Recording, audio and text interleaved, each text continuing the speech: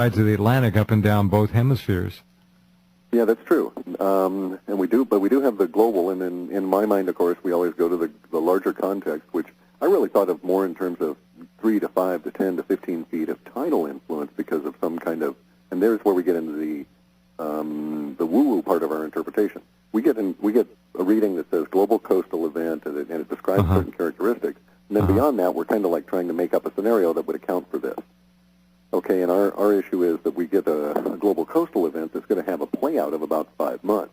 It's not connected, unfortunately for all of us, with the 5-month period of time that starts on October 7th. It's not? No, it's not directly so. It begins in 2009, a little bit later after that period ends. Okay, so that 20% is going to grow potentially then? Oh, it shifts, it morphs.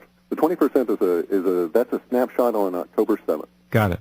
Okay, it does not necessarily pertain to what we're going to have happen in early December, where we've got indications that for the 10th, 11th, and 12th, there's going to be a whole lot of activity within the press about earthquake. Okay, well, go ahead. I say at that point we would have a much higher balance of Terra relative to other components feeding into the release language. Does that make sense? Yeah, sure. All right. Okay. What do we forecast, project? What do we conjure up here that could cause a worldwide inundation along the coastal areas?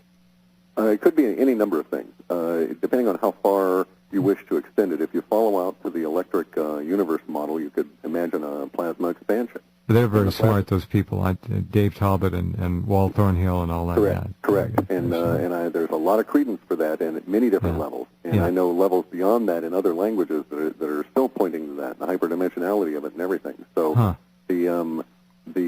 it very well could be the situation of if you imagine the Earth as, if you removed all of the oceans and shoved all the continents fit right together. And we would be 60% smaller, but they would all interlock just perfectly. So maybe something happened and we fractured along those lines, and then the oceans are an afterthought, so to speak.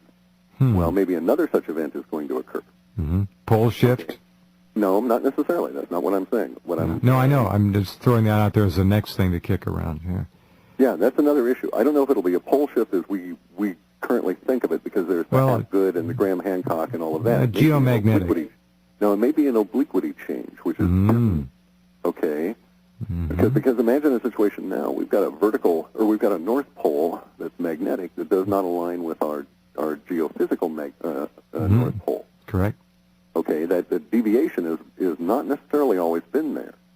We're going to get to a point here in 2012 where we're going to be influenced by huge amounts of radiation that we have no precedent for. These are unknown to us, but we know, or we speculate, that they're going to include a huge amount of magnetics. And so under those circumstances, it's not out of the realm of possibility that the Earth would just sit right on up like a puppy and start barking, and we'd be 100% vertical.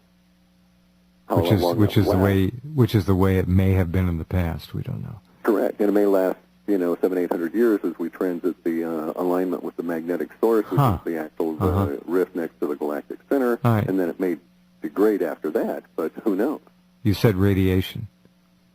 We know that we're actually in an area right now where if you read a lot of the Russian literature, you get a better picture of what's going on in our whole solar system than what's allowed through the American press. For sure. Sometimes it means that you have to do some serious scientific translation.